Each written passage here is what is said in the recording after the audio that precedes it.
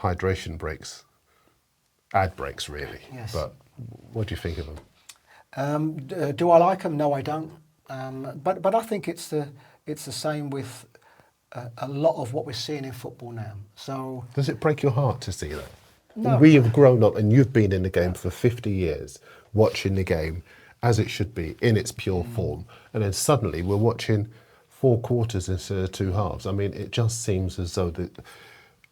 I'm going to rant. So well, no, but I think probably it's so if I'm looking at it from a manager's point of view, so I'm at the World Cup, I'm managing whoever, and that water break comes, And you need it.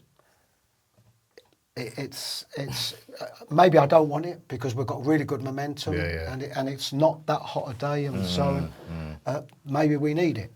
So they're the variables. That's actually a good point, and I'm interrupting you a lot because I want to squeeze all these questions. I want to milk every little bit of having your hate on the show. So Can do that. forgive me. I know the crew are going crazy. Lucky you had Let me that tell coffee you, then, wasn't it? The crew are going crazy, but I've got to get as much information out of Chris as I can. I watched the Germany-Curacao game, and I know on one of our other shows this was a point that was made. Curacao scored a goal, and they are in the ascendancy. Yes. And had there not been a water break, suddenly, who knows, they could have pushed home that advantage, scored a second goal, and then we're looking at a huge, you're talking Algeria against West Germany, 82, right? That's a scale of upset we're talking about. But instead, there's a water break. And as a head coach, if you're the Germany head coach, you're delighted with that, right? Yes, but the bigger picture is that am I frustrated with it? Yes, I am. You know, would I prefer, as a manager and a football fan and everything that goes with it, football person, and so, would I prefer we did without the water? Absolutely. But I think in any aspect of football that there has to be acceptance levels. So the same frustration that you're having for a water break is the same frustration when the goalkeeper goes down. Yeah. The goalkeeper goes down or the left back goes down. In your head, you're thinking he's not really injured. Yeah. And so, But that's the point, isn't it? Because I think people say, they brought these new laws in to say you cannot get coached from the sidelines if your keeper goes down, right?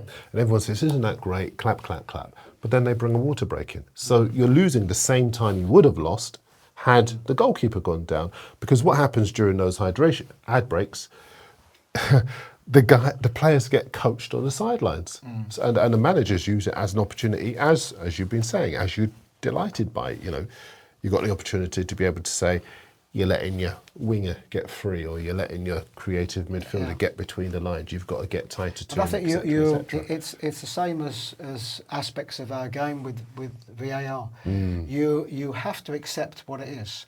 So you know there's a water break. Yeah.